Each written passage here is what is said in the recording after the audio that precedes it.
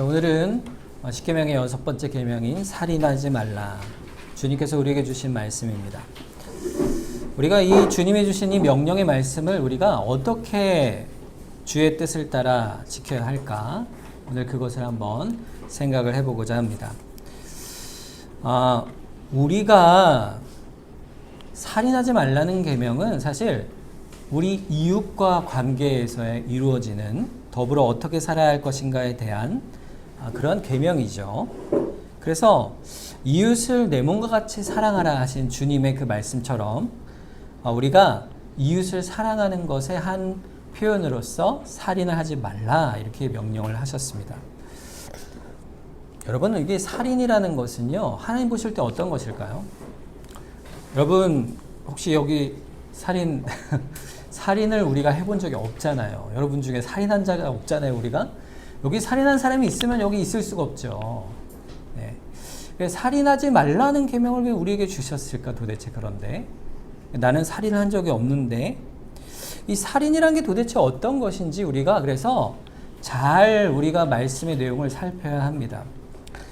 하나님이 살인을 어떻게 보시냐? 당연한 거죠. 뭘로 볼까요? 죄로 보시죠. 큰 죄로 보십니다. 그럼 본래 살인이라는 것은요, 하나님이 처음 창조하신 세상 속에서는 있을 수가 없는 것이었어요. 없게 만드신 것이죠. 처음에 하나님이 세상을 만드셨을 때는 사람의 살인의 마음 자체가 있을 수가 없는 일이었죠. 그래서 아담과 하와의 마음 속에는 항상 하나님을 바라보는 마음, 또 하나님이 우리의 창조주시라는 마음, 그래서 하나님을 사랑하는 마음이 또 그래서 이웃을 사랑하는 마음이 그 책임이 항상 마음속에 가득해 있었기 때문에 이 살인이라는 것은 이루어질 수 없는 것이었어요. 이게 원래 창조 세계의 모습입니다. 자, 그런데 변해버렸잖아요. 어떻게 변했죠? 한 가지 이유 때문이죠.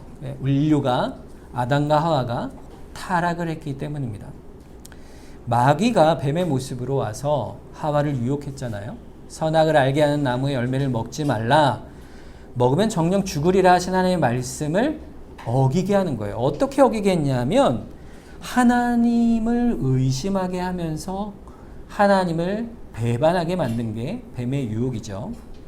그래서 하나님은 악하다. 하나님은 너희가 그걸 먹으면 더 뛰어나게 될까봐, 하나님처럼 될까봐 너희를 먹지 말라고 하신 거야. 하나님이 이기적이야. 그러니까 하나님은 거짓말쟁이야. 그렇게 거짓으로 말해서 결국 아담과 하와가 결국에 하나님이 금하신 열매를 따먹음으로 죄를 범하게 되죠. 자, 그런데 그 타락의 장면이 어디 등장하면요, 창세기 3장에 등장합니다. 타락을 한 이후에 3장 끝에 보면 아담과 하와가 에덴 동산에서 추방을 당하죠. 그래서 동쪽으로 가서 거기서 정착을 하여 살게 됩니다. 그러면서 자식을 낳게 돼요. 그게 이제 4장이에요. 근데 4장이 등장하자마자 인류의 가장 처음으로 등장하는 죄가 뭘까요? 그게 바로 살인 사건이었어요. 아담과 하와에게 아들이 둘이 있는데, 둘이 등장하는데 가인이 있고 그 동생인 아벨이 등장합니다. 둘이 각각 하나님 앞에 제사를 드립니다. 가인은 농사를 짓기 때문에 농사를 지은 것으로 제사를 드렸고, 아벨은 양을 치는 자였기 때문에 그 양을 가지고 제사를 드리게 되죠. 자, 그런데 4장에 보면 어쩐 일인지 하나님께서 아벨의 제사는 받으시고 가인의 제사는 받지는 않으세요. 자, 그럴 때 가인이 어떻게 되죠? 분이 나는 거예요. 화가 나는 거예요. 아벨의 제사는 받으시고 가인의 제사는 받지 않으시니까 왜 하나님께서 나의 제사를 받지 않으시는가? 분노한 것이죠. 자, 그 이유가 뭘까요? 하나님이 왜 가인의 제사는 받지 않으시고 아벨의 제사를 받으셨을까? 그것에 대해서 히브리서 11장 4절에 이렇게 말씀합니다. 믿음으로 아벨은 가인보다 더 나은 제사를 하나님께 드림으로 의로운 자라는 증거를 얻었다 그랬어요. 아벨은 더 나은 제사를 드렸다는 거예요. 어떤 제사가 더 나은 제사일까? 믿음으로 드리는 제사였죠. 믿음으로 드리는 제사. 그러니까 반대로 얘기하면 뭐예요? 가인은 믿음으로 드리지 않는 제사를 드렸던 거예요. 그러면 믿음으로 드리는 제사가 도대체 뭘까? 그럼 믿음으로 드리지 않는 제사가 뭘까? 그러니까 너무 쉽게 생각하면 이런 거예요. 쉽게 생각해 보면 우리가 지금 예배를 드려 왔잖아요. 예배를 드려 왔는데 몸만 와 있고 생각은 딴 데가 있고 형식적으로는 예배를 드리고 제사를 드리는데 마음은 하나님께 예배를 드리는 마음이 아닌 상태. 그게 뭘까요? 믿음으로 드리지 않는 제사였어요. 그러니까 하나님은 나의 예배를 오직 받으실 분이요. 나는 하나님의 피조물이니 나는 하나님의 도우심만을 구하며 삽니다. 하나님 전 죄인입니다. 하나님의 자비만 구합니다. 하나님을 섬기며 예배하는 그 마음이 없는 거예요. 그런 고백이 없고 형식으로만 예배드리는 것. 그게 뭘까? 믿음이 없는 제사였죠. 거기까지가 성경이 말하는 가인과 아벨의 제사의 다른 점이었습니다. 여러분, 진심으로 예배를 알고 깨달아서 진심으로 믿음 앞에서 예배를 드렸어야 하는데 가인은 그러지 못했잖아요. 자, 그렇지 못한 사실을 어떻게 더 분명하게 알 수 있냐면 가인이 어떻게 한 거예요? 창세기 4장 5절에 보면 가인과 그의 재물은 받지 아니하신지라 가인이 몹시 분하여 안색이 변하였다. 분노하고 있는 거예요. 여러분, 하나님 앞에요 예배를 드리고 제사를 드리는 신자는요 예배를 어떨 때는 진정으로 드리지 못할 때가 있죠. 그렇잖아요. 예배 집중 못하는 때가 있을 수 있습니다. 그럴 때 하나님께서 나에게 어떤 깨달음을 주셔서 내가 예배를 잘 못 드렸구나 이걸 깨달았을 때 신자는 어떻게 반응하겠습니까? 참 신자라면 화를 내겠어요? 아니면 자기를 돌아보고 은혜를 구하겠어요? 당연히 은혜를 구하는 사람이 진정한 신앙인이라 할 수가 있죠. 하나님, 제가 20년을 넘게 하나님을 섬겨왔는데 하나님, 내 인생을 왜 이 모양으로 만드십니까? 이렇게 불평한다면 그 반발 속에, 그 분냄 속에 가인과 똑같은 인생의 모습이 보이는 거예요. 하나님과 나의 관계 자체가 잘못되어 있는 것이죠. 하나님을 향해 안색이 변했다. 안색이 변하는 거. 여러분, 화가 나면요, 얼굴이 쫙 변하잖아요. 어떤 분은 이렇게 화가 나도 얼굴이 잘 드러나지 않는데, 저도 화가 나면 얼굴이 그냥 확 표정이 드러나요. 그래가지고, 덴박 저희 가족들이 딱 압니다. 화가 나면. 화 안 났어. 이래도 속일 수가 없어요. 근데 가인이 그 화남이 겉으로 막 폭발을 하는 거예요. 하나님 앞에 몹시 분하합니다. 여러분, 믿음으로 제사 드리지 않는다는 증거이지요. 여러분, 하나님은요, 믿는 사람을 사랑하세요. 하나님을 예배하러 나오는 사람을 너무 사랑하세요. 심지어 그 마음이 잘못되어 예배하고 믿음이 없이 예배할 때도 하나님은 사랑하세요. 그런데 하나님께서 그것을 깨닫게 하실 때가 있어요. 그것이 시련으로 올 수도 있고요. 가인에게 어떻게 그것을 알게 하셨는지는 모르겠어요. 그런데 가인이 그것을 알게 하신 거죠. 하나님께서 책망하신 거예요. 바로 우리를 사랑하셔서 그런 거죠. 제가 예전에 어릴 때 아르바이트를 한 적이 있어요. 여러분, 아르바이트를 처음에 하니까 처음에 이제 친구랑 가서 하는 아르바이트가 뭐였냐면요. 공사장에 간 거예요. 공사장에. 용역회사 가가지고 친구의 이제 고등학교 3학년 때도 가가지고 이제 알바를 하는데 하루가 이틀 하고 그만둔 거예요. 너무 힘든 거예요. 하루에 일당이 그때 얼마인지 기억이 안 나는데 한 5만 원 정도 했던 것 같아요. 그 돈을 받았는데 그 돈이요 너무 귀한 거예요. 나중에 이제 다른 일도 여러 가지 해봤는데 돈을 버니까 드는 생각이 있어요. 어느 일도 쉽지 않구나. 어느 일도 쉽지 않구나. 그러면서 드는 생각이 뭐냐면요. 부모님이 나에게 이렇게 주시는 돈이 참 귀하구나. 이게 얼마나 귀한 것인가. 이렇게 깨닫게 되는 거예요. 여러분, 사람이 시련을 겪고 또 어려움을 겪어야만 사실은 감사가 있는 것입니다. 감사가 있는 거예요. 감사를 하나님께서 우리에게 가르치시는 방법 중에 하나가, 우리가 그냥 감사하는 심령이면 좋겠는데 우리는요 스스로 감사할 줄 모르는 자예요. 그래서 하나님 우리가 감사할 수 있도록 우리에게 가르치시는 분이세요. 우리에게 선하신 하나님이시죠. 가인의 재물을 하나님이 받지 않으신 것은요 가인을 미워하셔서일까요? 아니죠. 뭐 때문에 가인에게 제사를 받지 않으셨냐면 가인이 돌이켜 알게 하기 위해서, 무엇을요? 하나님의 사랑을 알게 하고 감사하고 하나님께로 더욱더 나오게 하시기 위한 거죠. 그런데 가인은 하나님의 그 사랑에 대해 반발하여 하나님을 마음에 두기 싫어하고 거역하고 반역하여 하나님께 분하여 하는 것입니다. 하나님께서 그래서 그에게 이렇게 말씀하시죠. 6절과 7절에 여호와께서 가인에게 이르시되 네가 분하여 함은 어찌 됨이며 안색이 변하면 어찌 됨이냐. 네가 선을 행하면 어찌 낯을 들지 못하겠느냐. 선을 행하지 아니하면 죄가 문에 엎드려져 있느니라. 죄가 너를 원하나 너는 죄를 다스릴지니라 했어요. 가인의 마음의 중심이 어떠한지 하나님이 보시고 계신 것이죠. 네가 분하여 함이 어찌 되고 안색이 변함이 어찌 됨이냐. 하나님을 향한 마음이 비뚤어져 있는 모습을 본 거예요. 하나님과의 관계에 있어서 선을 이루지 않고 악으로 나아가는 거예요. 가인의 마음속에 하나님은 결국 죄를 보고 계신 것입니다. 죄가 너를 원하나 너는 죄를 다스려야 하느니라 말씀하시죠. 그러나 결국 어떻게 되죠? 가인은 자기 동생 아벨을 그 분노 가운데 돌로 쳐서 죽이게 됩니다. 인류 최초의 살인 사건이 일어난 것이죠.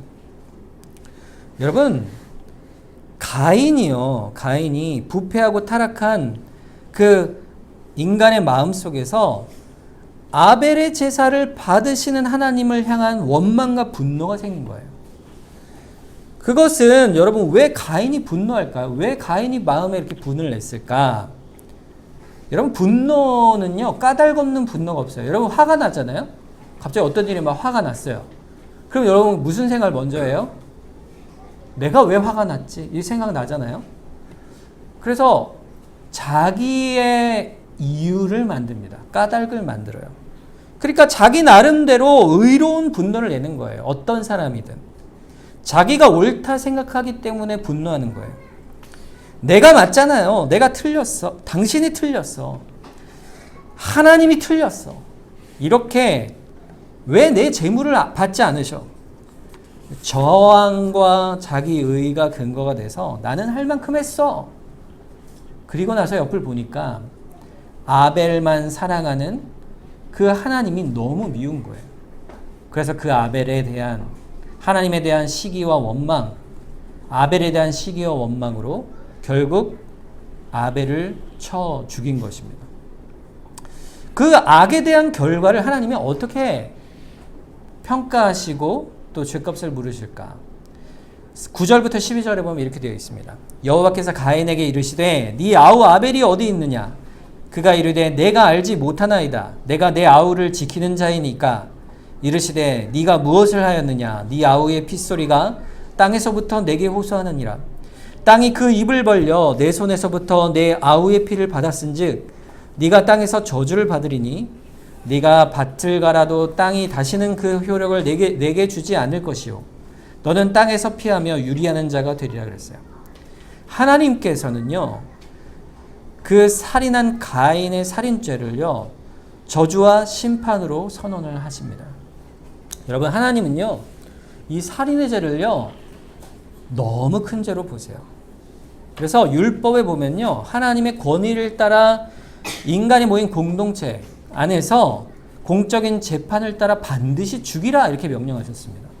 출애굽기 21장 12절부터 15절에 보면요 사람을 쳐 죽인 자는 반드시 죽일 것이나 만일 사람이 고의적으로 한 것이 아니라 나 하나님이 사람을 그의 손에 넘긴 것이면 내가 그를 위하여 한 곳을 정하리니 그 사람이 그리로 도망할 것이며 사람이 그의 이웃을 고의로 죽였으면 너는 그를 내 제단에서라도 잡아내려 죽일지니라.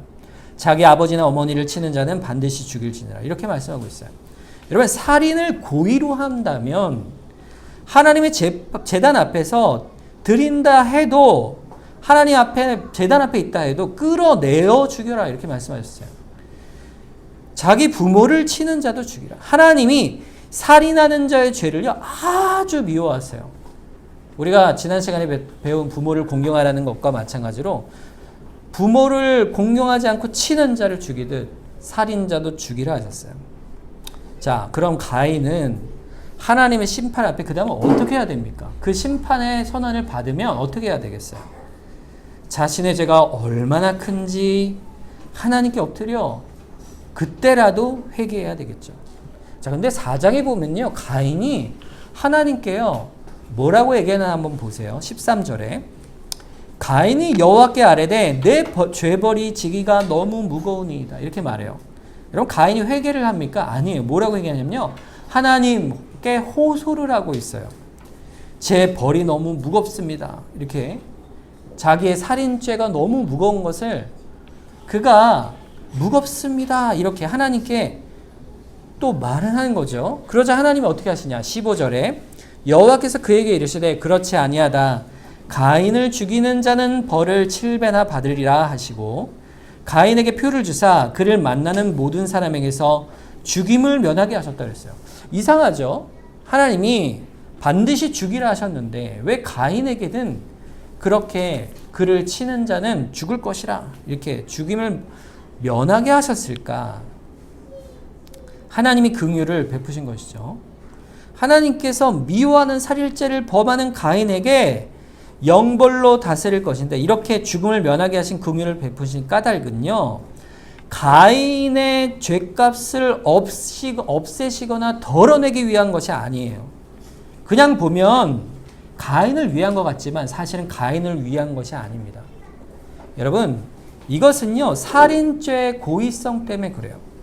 여러분 가인이 살인을 한 것을 보고서 사람들이 그를 볼 때 어떤 마음을 가질 것 같아요? 저놈은 죽일 놈이야. 저놈은 반드시 죽어야 돼. 저놈이 또 우리를 해칠지 몰라. 이런 마음을 안 먹겠습니까? 그러면은 사람들이 어떻게 하겠어요? 그를 가인의 살인죄를 빙자하여 그에게 사적으로 그의 악함을 심판할 수가 있게 되는 거예요. 누구라도 그를 만나면 저놈은 죄인이야 하고 죽여서 그를 사적으로 심판하는 일을 금하시기 때문이에요. 그 일 자체가 또 뭐가 됩니까? 그 사람의 살인죄가 되기 때문이에요. 결국에는 이 일을 개인적으로 사적으로 보복하는 일을 금지시키신 것은요, 복수가 복수를 낳기 때문에 그래요. 사람이 사람을 죽이면 다른 사람이 또 그것을 사적으로 보복을 하면 결국 복수는 계속 반복이 되는 거예요. 끝이 없는 것입니다. 결국에는 심판을 공적으로 이루어야 돼요. 공적으로. 심판의 주인이 하나님이심을 알아야 되는 거죠. 이와 같이 살인죄는 부패한 이후에 나타난 현상이고 하나님께서 그 죄값을 반드시 물을 것이로되 사적 보복을 제한하셨다.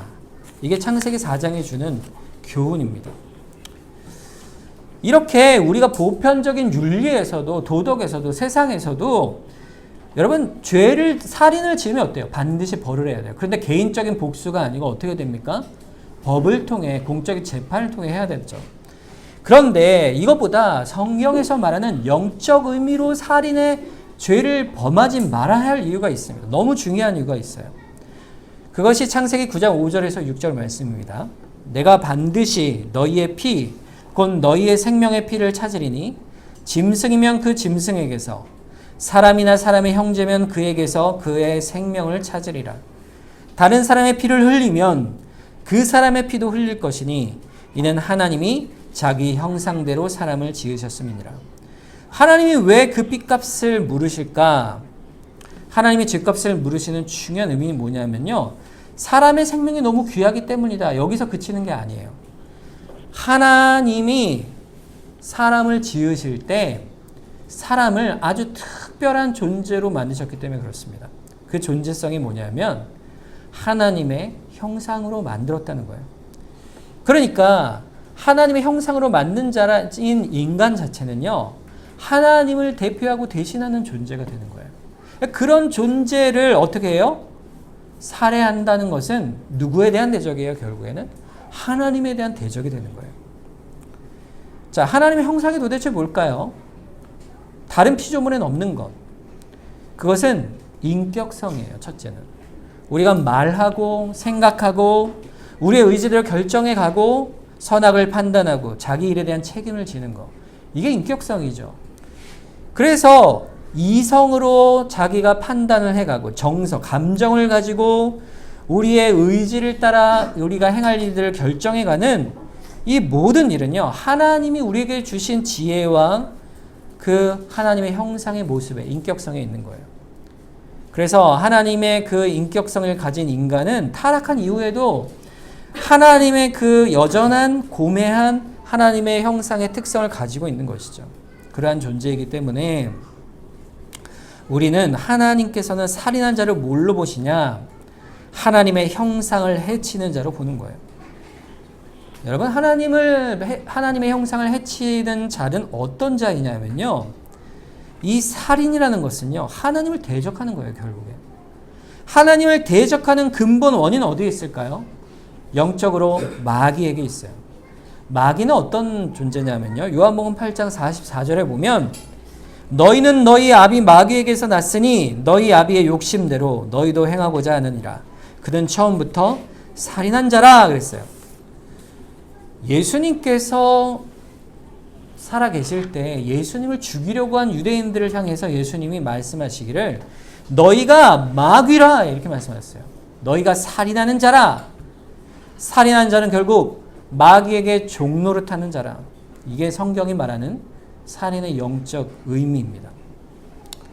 그래서 우리는요, 우리 마음속에서 살인의 모양을 우리가 찾게 되는 것이에요. 마태복음 15장 19절에 보면 마음에서 나오는 것은 악한 생각과 살인과 간음과 음란과 도둑질과 거짓 증언과 비방이라 그랬어요. 우리 나오는 모든 죄의 근원은 어디서 나옵니까? 마음에서 나오는 거예요. 그 사람의 중심에서 나오는 것입니다. 그래서 이런 핑계를 할 수 없어요. 하나님께서 제 제물을 안 받으셨으니까 제가 그런 것이죠. 아벨이 없었으면 제가 이렇게 화가 안 났을 거예요. 환경을 핑계로 남을 탓하여 자신의 죄된 행동을 정당할 수 없다 이거예요. 왜냐하면 그 살인은 어디서부터 나왔어요? 주변 환경 밖에서 들어온 게 아니에요. 나의 중심에서 나오기 때문에 그런 거예요. 죄의 소원이 마음에 있기 때문입니다. 그래서 가인이 핑계할 수가 없는 거예요. 우리 마음에서 나오는 죄에서 악한 생각과 살인과 모든 죄가 솟아나는 것입니다. 자, 그러면 모든 살인이 다 죄일까요, 여러분? 예외가 있을까요? 여러분, 정당방위는 어때요? 여러분, 집에 강도가 들었습니다. 그래서 그 강도와 맞서 싸우다가 그가 어떻게 해서 이렇게 다치고 혹은 죽게 되었다. 가정을 해봐요. 고의가 아니었어요. 가족을 살리기 위한, 생명을 지키기 위한 수단으로서 정당방위는요, 인정이 됩니다. 인정이 돼요. 왜냐하면 그 이유가 고의성을 가지고 자신의 욕심을 따라 행한 게 아니기 때문이에요. 그 뭐 때문이에요? 자기의 가족과 자기의 생명을 지키기 위한 거죠. 좀 넓게 확장하면 국가가 전쟁이 났어요. 그럼 우리가 군인이 될 수 있잖아요. 군대에 나가서 전쟁을 할 때 우리가 그 전쟁에서 우리가 나아가 싸울 이유가 있습니다. 그 이유가 뭘까요? 우리가 공적으로 나라를 위해서 또 우리 국민이 생명을 보호하는 수단이기 때문에 우리 가족을 지키기 위해서 우리가 공적인 이유로 우리가 살인을 행할 수도 있어요. 그런데 그것은 엄밀히 제한적이죠. 하지만 6계명에 살인하지 말라는 계명은요, 그것에 대한 적용점이 아니라 사적으로 자신의 부패한 마음에서 자신의 이익을 도모하기 위해서 악한 마음과 행동으로 행하는 그런 일들을 정죄하는 거예요. 그러니까 살인으로만 그치는 게 아니죠. 우리 마음에서 나오는 모든 죄된 일들을 하나님께서 금하신 것이에요. 그 어떤 사람이 살인을 범하는 거예요? 나도 살인을 범했는가? 여러분 살인 범했어요? 안 하셨죠? 그럼 어떤 사람이 살인을 범했느냐 할 때 마음으로 짓는 살인도 살인이라 하시는 겁니다. 잠언서 16장 2절과 21장 2절에 보면 이렇게 말씀하세요. 사람의 행위가 자기 보기에는 모두 깨끗하여도 여호와는 어디를 감찰하세요? 심령을 감찰하신다 그랬죠. 사람의 행위가 자기 보기에는 모두 정직하여도 여호와는 뭘 보신다고요? 마음을 보시는 거예요. 우리의 중심을 보시는 거예요. 그러니까 살인하지 말라는 계명은요, 살인의 행위 자체만 보시는 게 아니에요. 예수님이 이것을 잘 풀어 해석하시기를 마태복음 5장 21절에서 22절에 이렇게 말씀하십니다. 중요한 말씀이니까 한번 같이 한번 한 목소리로 두 절을 읽어보도록 하겠어요. 같이 읽도록 하겠습니다. 시작. 옛사람에게 말한 바 살인하지 말라. 누구든지 살인하면 심판을 받게 되리라 하셨다는 것을 너희가 들었으나 나는 너희에게 이르노니 형제에게 노하는 자마다 심판을 받게 되고 형제를 대하여 라가라 하는 자는 공회에 잡혀가게 되고 미련한 자라 노이라 하는 자는 지옥불에 들어가게 되리라. 아멘. 여러분 살인하지 말라 할 때 이 유대인들 바리새인들은요 10계명 중에 여러분 가장 분명하게 내가 지킨 계명이 뭐가 있을까? 한 가지만 꼽으라면 6계명이었어요. 왜요? 살인 안 했으니까, 행동을 안 했으니까. 그래서 그들은요 하나님 앞에 나중에 서면 야 내가 하나님 앞에는 저는 살인 안 했습니다 이렇게 당당하게 말할 수 있겠다라고 생각을 했던 거예요. 그런데 예수님께서는 뭐라고 하시냐면 야 너희들이 행한 것이 아니고 마음으로 너희가 행한 것들을 비추어 봐라 라고 그 계명을 주신 것이야 이렇게 가르치시는 거예요. 그러니까 이게 그런 생각을 하게 되면 용도가 완전 바뀌어 버리는 것이죠. 어떻게 바뀌냐면 내가 사람을 안 죽였으니까 계명을 하나는 분명히 지켰어. 그러면서 뭘 하냐면 나는 의로운 자야 이렇게 생각하게 되는 거예요. 그리고 두 번째로 뭐가 되냐면 나는 의로우니까 실제로 살인한 자를 보면 어떻게 돼요? 저 죽일 놈, 저런 나쁜 놈, 그를 향하여 가인처럼 분노하는 자가 되는 거예요. 미워하는 자가 되는 거예요. 오히려 하나님이 주신 계명의 의도와 정반대로 가는 것이죠. 그들을 보시고 주님이 말씀하시는 겁니다. 자기 의의 근거는 너에게는 없다 이거예요. 나는 너에게 이르노니 형제를 노하는 자마다 심판을 받는다.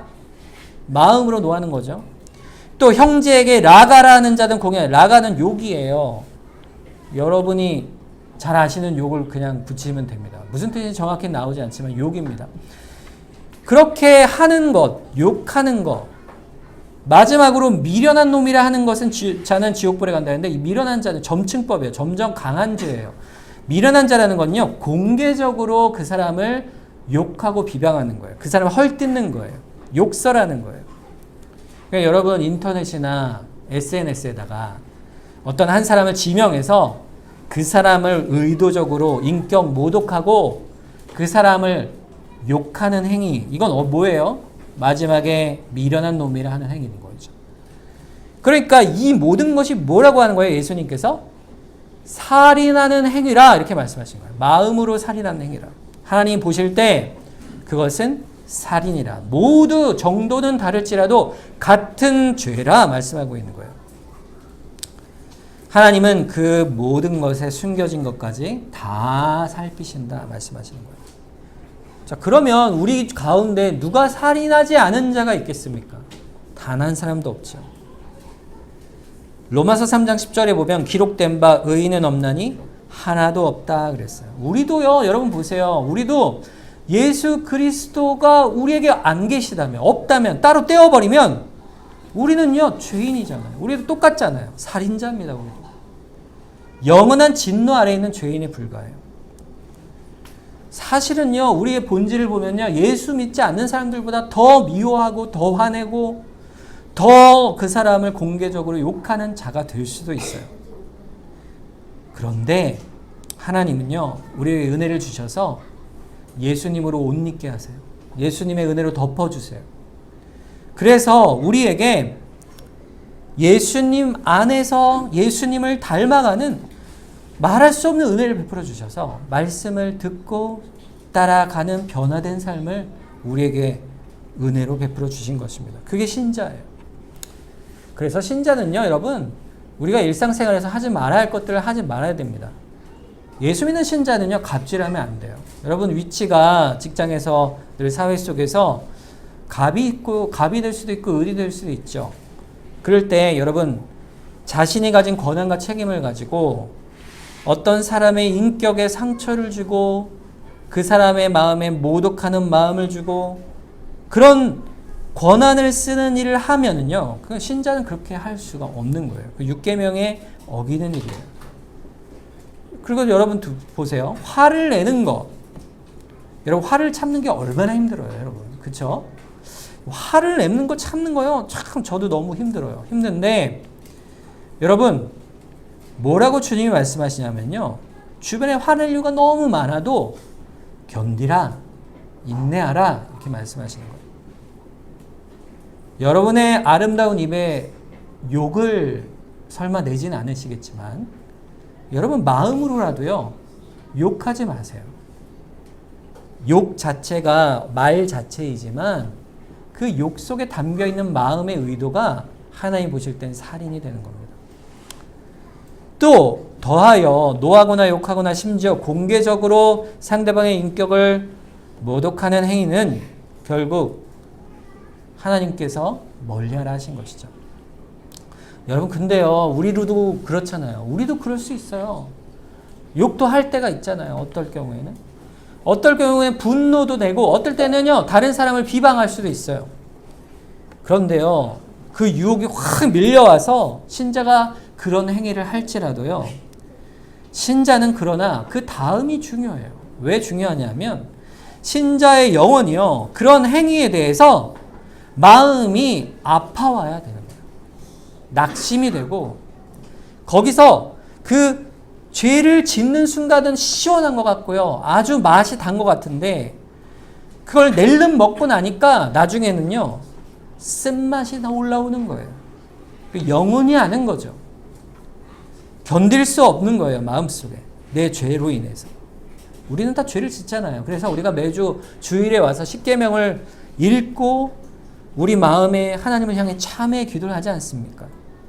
주님 앞에 저의 죄를 내어놓습니다. 주님, 나를 고쳐주시옵소서. 새롭게 하여 주시옵소서.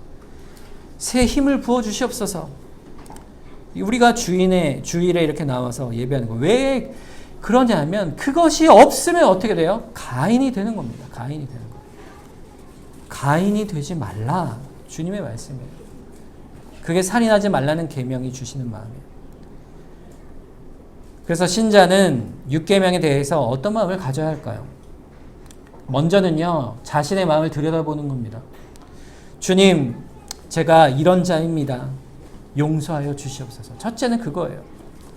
두 번째는 뭐냐면 오히려 더 그것을 여러분, 우리가 하지 말아야지 금지하는 것만 행하면요, 지킬 수가 없어요. 여러분, 어떻게 지켜야 되냐면요, 하라는 거를 더 적극적으로 해야지 하지 말 것을 오히려 안 하게 됩니다. 해야 돼요. 적극적으로. 뭘 해야 될까요? 자, 먼저 잠언서 24장 17절에 보면요, 네 원수가 넘어질 때 즐거워하지 말며 그가 엎드려질 때 마음에 기뻐하지 말라. 마음에 그를 원수가 넘어질 때 아이고 고소해, 이렇게 하지 말라는 거예요. 어떻게 하라고요? 오히려 그를 사랑하고 인내하라. 우리 자신과 같이 사랑을 하신 거예요. 그래서 적극적으로 그 사람뿐 아니라 나의 생명과 재산과 모든 것을 보존하고 보호하기 위해서 할 수 있는 모든 주의를 다 기울이는 거예요. 적극적인 거예요, 그게. 노력하는 겁니다.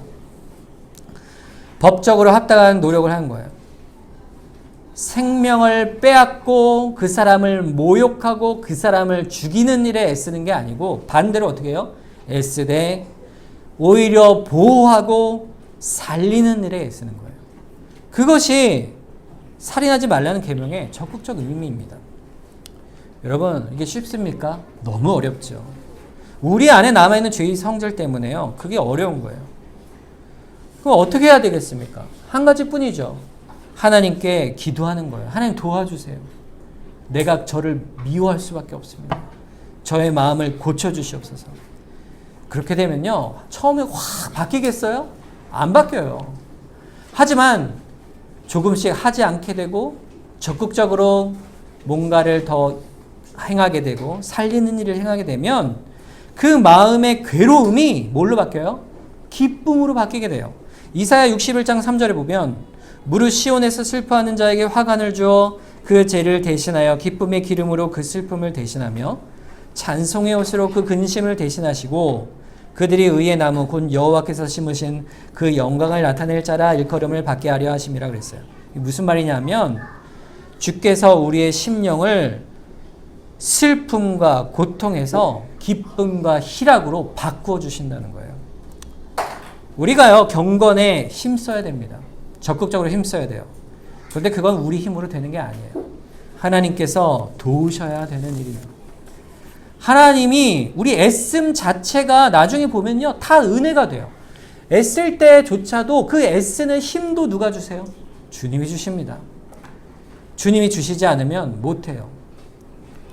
그렇지만 주님이 주셔야 하죠. 저는 아무것도 못해요. 주님이 주실 때까지 가만히 기다리라 이렇게 말씀하지 않습니다. 주님은 신자의 합당한 도리는 경건에 힘쓰라 이거예요. 힘쓰라. 구원을 이루라 이렇게 말씀하세요. 그 부르심에 우리가 적극적으로 계명을 따라 순종해 가면 주께서 우리에게 큰 은혜를 부어주시는 거예요. 마지막으로 갈라디아서 5장 13절에서 15절 말씀 우리 한번 같이 읽어보고 마치도록 하겠습니다. 우리가 이 말씀을 우리가 마음에 실천하기로 결단하면서 같이 한번 읽어보겠어요. 한 목소리로 읽겠습니다. 시작. 형제들아 너희가 자유를 위하여 부르심을 입었으나 그러나 그 자유로 육체의 기회를 삼지 말고 오직 사랑으로 서로 종노릇하라. 온 율법은 내 이웃 사랑하기를 내 자신같이 하라 하신 한 말씀에서 이루어졌나니 만일 서로 물고 먹으면 피차 멸망할까 조심하라. 우리는요, 멸망할 자가 아니에요. 사랑하는 자예요. 서로 세워가는 자입니다. 서로 사랑으로 종노릇하는 거예요. 우리 교회가 그런 교회예요. 그렇죠? 여러분요, 서로를 너무 사랑합니다. 여러분 혹시라도 다툴 일이 있거나 미워할 일이 생기면요, 여러분 참아내셔야 돼요. 그리고 서로 종노릇하기에 힘쓰는 거예요.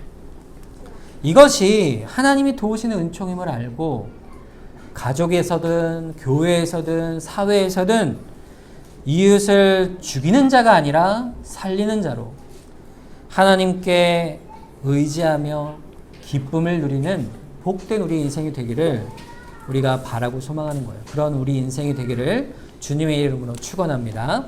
우리 함께 이 시간 합심해서 한번 기도하겠습니다. 하나님, 우리의 심령 가운데 이웃을 향하여 분노하거나 욕하거나 또는 공개적으로 비난하는 일이 없게 하여 주시고 또 그들을 오히려 내 몸과 같이 사랑하는 그러한 신자가 되게 도와주시옵소서. 우리 한번 이 시간 합심해서 한번 기도하도록 하겠습니다.